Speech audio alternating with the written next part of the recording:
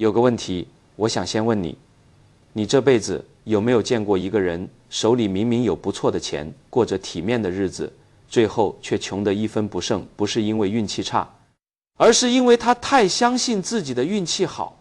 我见过太多了，从14岁在茶馆跑堂，到后来在塑料厂做推销员，再到用2万港元租下第一个小厂房做塑料花，这一路走来，我见过的失败比你们在书上读过的多得多。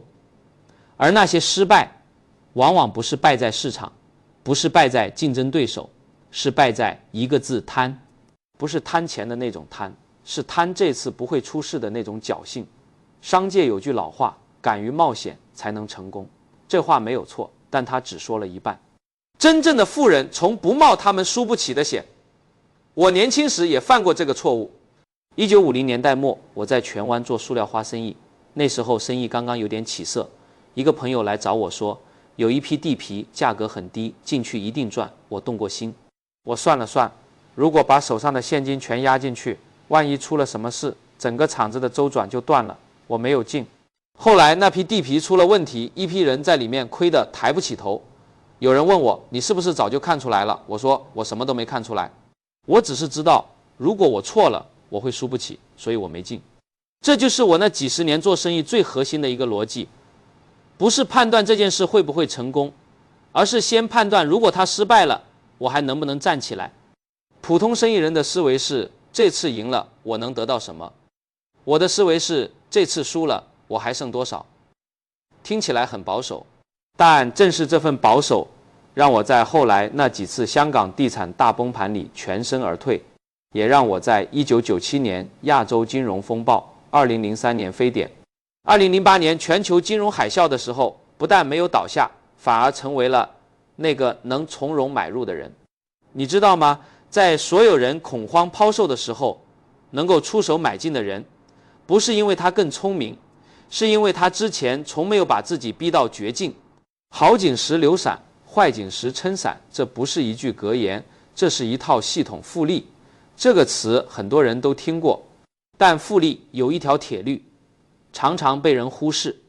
复利的大敌不是回报低，而是中断。而中断复利最快的方法就是亏大钱。一旦亏到底，不只是本金没了，是整个时间轴断了。你用20年积累的东西，可能3个月就清零，而那3个月你需要用另外20年来弥补。如果你还有20年的话，我在香港的地产行业起家，1967年香港爆发6、7暴动，整个香港人心惶惶，大批有钱人移民，楼价跌到谷底，我没有走。不是因为我比别人更有勇气，是因为我手里有足够的现金，而且没有欠下还不起的债。别人在逃，我在买。不是因为我知道香港会好起来，是因为就算我错了，我输得起。这就是我想说的第一件事。在你想着怎么赢之前，先想清楚你能输多少。我认识一些很聪明的人，真的很聪明，他们读书比我多，数字比我算得快，看行情比我准，但他们没有我富。有人觉得这不公平，我觉得很正常，因为聪明是锦上添花的东西，而纪律才是地基。地基不稳，楼盖得越高，倒得越快。不亏钱比赢钱更重要。这话听起来太平淡，但它比任何投资公式都值钱。我来讲个真实的道理。假设你有100万，今年赚了50万，涨了5成，明年亏了33万，跌了2成，你以为自己还有117万，错了，你只剩105万。你用了整整2年，1年赚1年亏，最后只多了5万块。但如果你那2年都只是稳稳守住，1分没赚，你手里还有100万。而等到第3年真正的好机会来了，你能用100万出手，而不是105万里扣掉税、手续费之后剩下的那点零头。这不是理论，这是算术。1970年代香港股市崩盘，恒生指数从历史高位跌去超过9成。我认识的一些商人在1972年大牛市的时候借了钱去炒股，账面上的财富多到自己都不敢相信。1年之后，他们一无所有，有些人连老本都赔进去了。他们的问题不是运气差，是他们在涨的时候用了自己输不起的钱。债务是复利的死对头，它在你赚钱时让你多赚一点，在你亏钱时让你彻底消失。我年轻时见过大萧条之后的香港，见过战乱之后的一无所有。我父亲李云金在我15岁那年去世，留给我们的只有债务和一家人的嘴。那时候亏不起这3个字不是一个投资概念，是我每天呼吸的空气。后来我做了生意赚了钱，始终记得那种感觉。有人说我保守，我接受这个词，保守意味着我在别人破产的时候还活着，活着才有资格谈别的。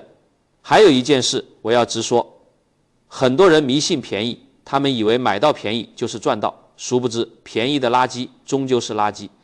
我早年也走过这条弯路，低价收过几家账面数字好看，实则日暮西山的企业，以为捡到了宝贝，结果花了好几年时间才算是脱身。那几年的时间成本比直接亏掉的钱更让我心痛。时间才是最贵的资产，用便宜的价格买一家平庸的生意，比用合理的价格买一家伟大的生意代价要高得多，因为时间是垃圾的敌人，但时间是好生意的朋友。后来我去买港口、买零售、买电讯，看中的从来不是便宜，而是护城河那道让竞争对手进不来的壁垒。长江实业、和记黄埔在别人眼里可能不是最便宜的标的，但他们有定价权，有品牌，有客户粘性，这些东西随着时间流逝会越来越值钱。而那些便宜的垃圾随着时间流逝只会越来越便宜。我见过一种人，他们的失败不是因为自己做错了什么，而是因为他们无法忍受别人做得比自己好。这是我见过的最愚蠢的一种痛苦。嫉妒就像你喝下毒药却等着别人去死。1970年代末，香港地产开始起飞，我已经在市场里扎稳了根基，手里有货，心里有数。有个朋友生意做得也不错，但他听说某某人靠炒楼赚了几千万，比他快，比他多，他就坐不住了。他开始借钱追那些他不太懂的项目，只因为别人做到了，他觉得自己也应该做到。1981年，香港地产泡沫破裂，他赔得一干二净。他问我，你是不是早就知道会跌？我说，我不知道会不会跌，我只是没有去追那些因为嫉妒才追的东西。嫉妒的危险不在于你会做坏决定，虽然你一定会，而在于它会悄悄改变你的游戏目标。你本来在玩自己的棋局，嫉妒一来，你开始玩别人的棋局，而别人的棋局你根本不熟。我认识一些很有钱的人，游艇比我大，豪宅比我多，但他们不快乐，因为永远有人比他们更有钱，永远会有人比你更快富起来。那又怎样？这不是你的比赛。我年轻的时候有段时间也会看别人的成就，心里泛起一丝羡慕。后来我父亲的教诲在我耳边回响，做人要问心无愧，财富是结果，不是目的。从那以后，我就不再看别人跑多快了，我只看我今天有没有做该做的事。这不是圣人境界，这是一种实用主义。因为嫉妒最终带来的是仓促的决定，不熟悉的领域，以及你本来可以避开的风险。而你如果只专注于自己的节奏，就算慢一点，也不会被那些追赶的冲动带进悬崖。1990年代末，香港乃至全球都在追互联网泡沫。我周围有不少朋友投进去，账面财富一飞冲天，人人以为这次真的是新经济，旧规则都过时了。我没有追，有人说我老了，不懂新事物。2000年泡沫破裂，那些纸上财富大多灰飞烟灭，他们不是输给了市场，他们输给了嫉妒那些在泡沫里先赚到钱的人。于是拼命模仿，不问对错，追别人的成功是最昂贵的一种模仿。我这一生有几条规则从不破：第一，不做我看不懂的生意；第二，不在我不了解的市场追高；第三，不因为别人赚到了就改变我自己的步伐。这3条规则合在一起只有一个意思：专注于自己的比赛。这场赛跑很长，而且大多数人根本跑不完全程。你唯一的任务是不要在中途被自己的冲动绊倒。人们喜欢问我，你一生中最大的错误是什么？他们以为我会说某一笔失败的投资。真正的错误不是亏掉的钱，而是因为犹豫或傲慢从未赚到的钱。我来说2件真实的事。第一件是我在做塑料花生意时，有机会更早进入地产市场，但当时我过于谨慎，错过了最低价的买入时机。那批地后来涨了10几倍，那不是我的直接损失，但那是我因为过度保守而非真正读懂了时机所放弃的机会。后来我告诉自己，审慎和胆怯是2回事。审慎是知道自己输不起才不下注，胆怯是明明输得起却因为不确定而退缩。我之前有时把2件事混淆了。第二件是在某次并购谈判中，我因为对某个行业过于自信，忽略了一个我本应知道我不了解它的信号，结果进去之后才发现那个行业有很多我不熟悉的因素，最终虽然没有大亏，但浪费了几年时间和大量精力。过度自信是所有错误里最贵的一种，因为它是悄悄进来的，穿着我很懂的外衣。我认识很多聪明人，他们读几篇报告，看几场发布会，就觉得自己懂了某个行业，于是重仓进入，满心以为自己比市场聪明。市场对于傲慢有一帖完美的解药，那帖药叫做现实。真正的智慧是知道自己不知道。我这辈子在港口、零售、电讯、基础设施上都有成功的案例，但我从来不觉得我懂所有行业。恰恰相反，正是因为我知道自己不懂某些领域，我才没有在那些领域犯下大错。航空业我基本从来不碰，资本密集，竞争激烈，工会问题，油价波动，太多我无法掌控的变量。我知道自己不够聪明，在那个行业里挑出赢家，所以我就不进那个游戏。这听起来很像认输，但认输有时候是最聪明的一步棋。知道自己的边界是投资最强大的竞争优势。还有另一种常见的错误，是把看起来很聪明当成目标。有些高管花大量时间做让自己看起来能干的事，而不是真正能干的事。他们在顺境里大肆扩张，在逆境里削减长期投资，只为了让今天的报表好看，然后他们拿到丰厚的薪酬，离开，让股东来收拾残局。我见过太多了。你是在为掌声而战，还是为生存而战？这是区分所有权人和职业经理人最核心的问题。我经营长江实业、和记黄埔，从来不问今年的头条新闻怎么说，我问的是这个决定在20年后回头看是不是对的。有时候这意味着我要在全世界都看好某个市场的时候，选择保留现金，按兵不动。有人说我错过了机会，我说我只是在等一个我真正看得懂的机会。如果我只能给你3条建议，我会说：远离债务，远离不必要的复杂，远离品行有问题的人。先说债务，债务就像一把上了膛的枪，即使你自认为很小心，它依然可以在最意想不到的时刻走火。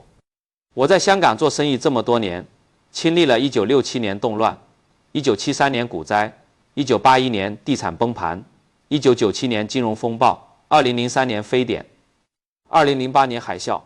每一次活下来的人都是那些没有借自己还不起的钱的人，没有例外。杠杆在好日子里看起来很聪明，在坏日子里是自杀。你以为你借了2倍的钱，赚了2倍的收益，其实你也借了2倍的脆弱。一旦出事，2倍的速度归零。我的原则是，就算生意再好，现金永远不能断。手里有粮，心里不慌，这不是老派，这是我从历史里学来的最昂贵的一课。再说戏剧性，我说的戏剧性不是指电影情节，是指不必要的复杂、混乱和情绪化的决策。我见过公司因为高管之间的夙愿而整体崩塌，我见过投资者因为无法忍受什么都不做的平静而不停追逐热点，每次都错过最佳买点，每次都付出最高代价。生意应该是无聊的，投资应该是无聊的。如果你需要刺激，去别的地方找无聊，才是复利运作的土壤，最后是愚蠢的人。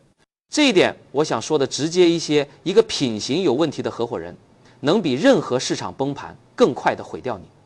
我宁愿跟一家由诚实能干的人经营的平庸企业合作，也不愿跟一家由聪明骗子经营的伟大企业打交道。因为平庸可以改善，而不诚实只会复利累积。在商界，我遇到过很多聪明人，真正让我折服的是那些既聪明又有原则的人，因为聪明很常见，原则很稀缺。生意做到最后，比拼的不是谁更聪明，而是谁更值得信任。我在这一生里建立了无数的商业伙伴关系，那些真正走了20-30年的合作，无一例外都建立在我不需要担心对方的基础上。那种信任节省了我大量的精力，而那些节省下来的精力让我可以专注于真正重要的事。想想那些不断被背叛，不断要防着合伙人，不断要检查合同漏洞的人，他们的生意或许也能做大，但那个过程里大量的心力都消耗在了防御上，而不是创造上。所以远离坏人不是道德课，是效率课。我来问你一件事，你有没有见过一棵100年老树是靠着每天使劲浇水，每小时去刨开土看根长了没有长成的？做生意也一样，做生意就像种树，你只管浇水，然后等不了的人永远种不出大树。我第一次买港口是在1987年，那时候很多人不理解港口生意看起来沉闷，没什么故事可讲，没有科技感，没有增长性叙事。但我知道一件事，只要贸易在，港口就有价值，而贸易是人类最古老的活动之一。我等了20年后，合计黄埔旗下的港口业务成为全球最大的私营港口运营商之一。那不是因为我比别人聪明，是因为我比别人更愿意等。我见过太多聪明的年轻人进入一个行业，3个月看不到大结果，就觉得机会消失了，转去追下一个热点，然后又是3个月，然后再换。10年过去，他换了10个方向，但哪一个都没有深入。而那些看起来无聊，一个方向走了20年的人，往往才是最后站在台上的人。这不是运气，是复利的必然结果。时间对于好的生意是礼物，对于坏的生意是刑罚。所以选择方向的时候，不要只问这个生意今年能赚多少，要问这个生意经得起时间的考验吗？我在退休之后依然保持着每天阅读的习惯，不是为了找投资机会，是因为我深信一个停止学习的人，无论他现在有多少钱，都在慢慢破产，只是他自己还不知道学习是最长期的投资。我年轻时读书的机会不多，家境不允许我接受正规教育，所以我后来把所有的时间都用在自学上。每到一个新行业，我先花大量时间学，学到我觉得自己真的懂了才出手。有人问我，你怎么知道什么时候算懂了？我说，当你能向一个完全不懂这行的人，用他能听明白的话解释清楚，那你就差不多懂了。如果你讲不清楚，你只是以为自己懂。这个标准帮了我很多次。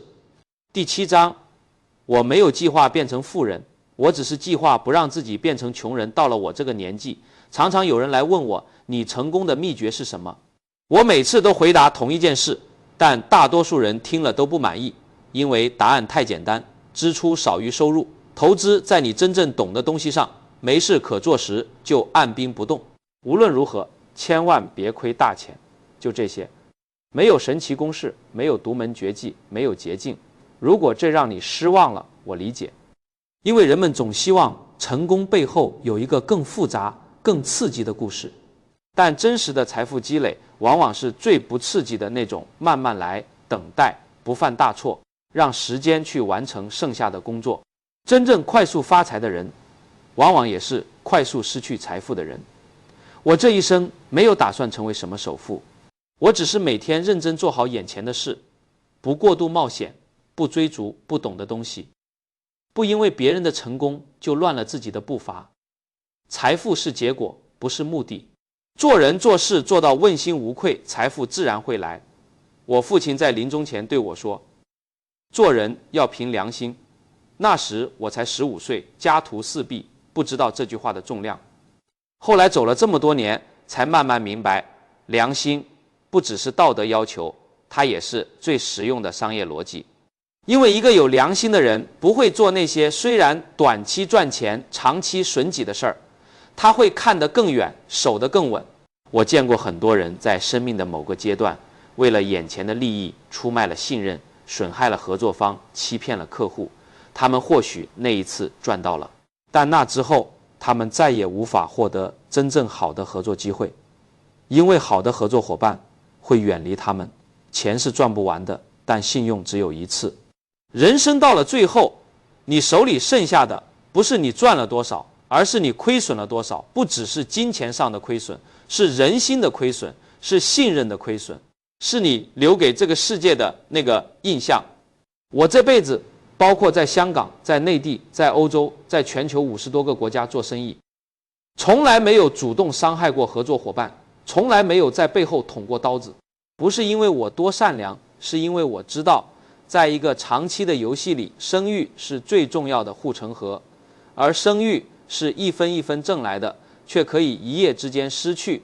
所以我从不赌它。我今年已经90几岁了，回头看这一生，走过了战乱，走过了贫穷，走过了丧妻之痛，走过了无数次别人预言的失败，也走过了无数次别人意想不到的成功。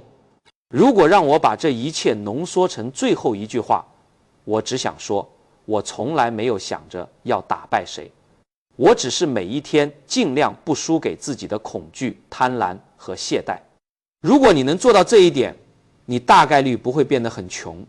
至于能不能变得很富，那不是你控制的事，那是时间的事。你只管种树，别操心树会不会长。你要操心的是你有没有在播种之后忍住没把它拔起来。我这一生做过最正确的事，不是某一笔投资，不是某一次并购，而是在所有最难熬的时候，我没有放弃等待。在那个茶馆端茶的14岁少年，不知道前面的路有多长，但他知道一件事，今天要把这杯茶端稳了，